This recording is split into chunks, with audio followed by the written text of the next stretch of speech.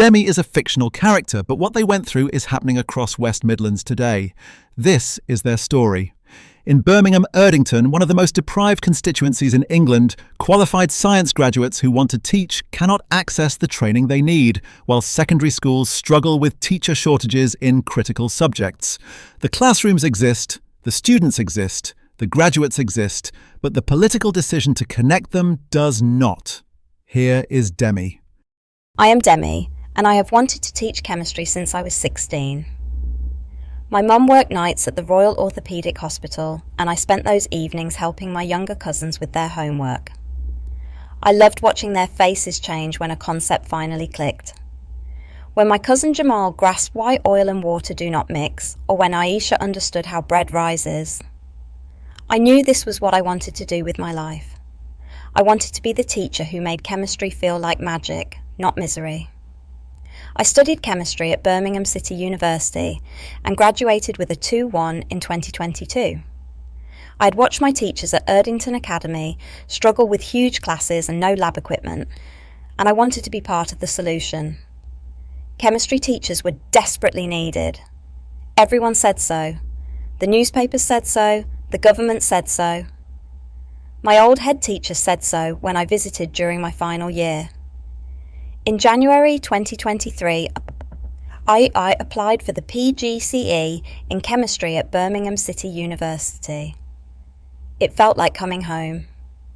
I knew the campus, I trusted the teaching, and I could live at home while training. The admissions tutor was encouraging but warned me the course was oversubscribed. "You are exactly what we need," she said, "but join the waiting list. We will know more about numbers in the summer." I spent months waiting. In August, I received a call that changed everything. The admissions tutor sounded tired. "I'm sorry, Demi. The Department for Education has cut chemistry teacher training bursaries for the West Midlands from £27,000 to £10,000. Most of our students cannot afford to train without that support.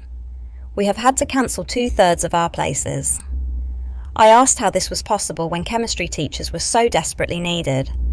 "There is no funding," she replied. "The allocation was reduced across the board." It sounded reasonable. Budgets are tight everywhere. I accepted it. I tried Newman University next.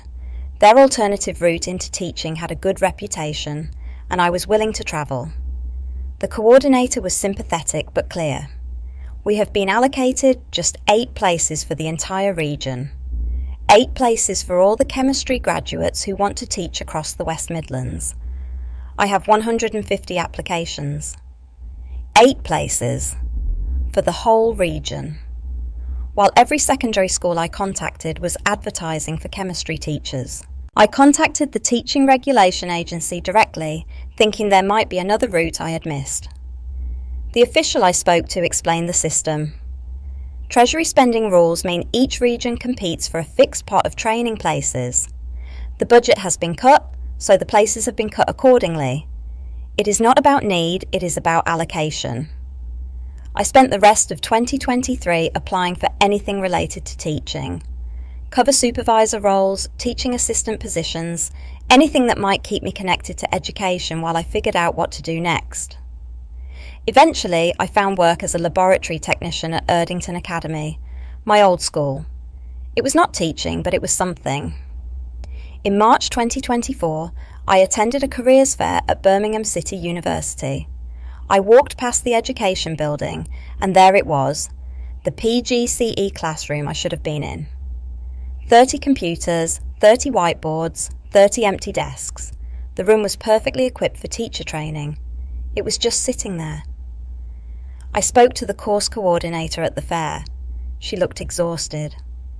"We turned away 150 qualified applicants this year," she told me. "Every single one wanted to teach chemistry. Every single one would have been excellent, but there is no funding to run the full programme." I stood in that empty classroom and something shifted. The people existed. I was one of them. The 149 others existed. The equipment existed. The lecturers existed. The secondary schools with chemistry teacher vacancies existed. The students who needed chemistry teachers existed. What exactly was it that there was no money for? The government that prints every pound note told me it could not find enough pounds to train the people who were standing right there, ready to work. The same government that found billions for bank bailouts, billions for corporation tax cuts, billions for infrastructure projects in wealthy constituencies. But chemistry teacher training in Birmingham Erdington? No money for that. I started to understand that there is no funding was not a statement of fact. It was a choice wrapped in the language of impossibility. It was the same logic as a household saying we cannot afford it, except a household does not issue its own currency. The government does. The limit was never the money. The limit was the willingness to spend it into the places and the people who needed it. I am still at Erdington Academy, still setting up experiments, still watching students discover that chemistry can be beautiful. But I understand now what I did not understand when I first applied for teacher training.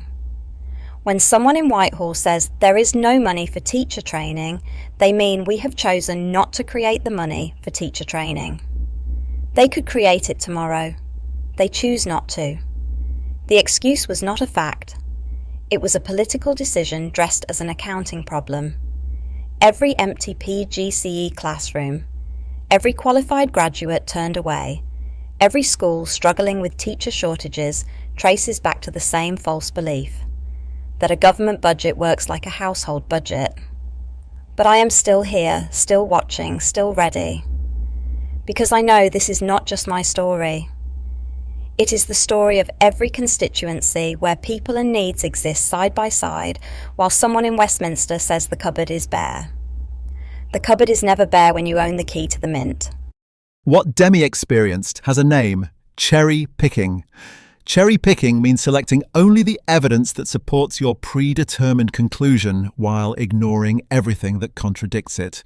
It is like a tobacco company highlighting the one study that failed to find a link between smoking and cancer while ignoring the hundreds that did. In Demi's story, the Department for Education cherry-picked examples of education spending that had not delivered perfect results to justify cutting teacher training bursaries across the board. They ignored the overwhelming evidence of what happens when schools are properly funded and staffed. They selected the failures to justify the cuts, while ignoring the successes that proved investment works. The austerity objection Demi heard was always the same. Look what happened to countries that overspent on public services. This objection cherry-picks Greece as the standard example. While ignoring that Greece used the euro and could not issue its own currency, countries that issue their own currency have never defaulted due to domestic spending. Nordic countries with large public sectors have lower debt crises, not higher. The UK government issues its own currency. The real constraint was never pounds. It was people, skills, materials, and classrooms. In Birmingham Erdington, those resources were sitting idle.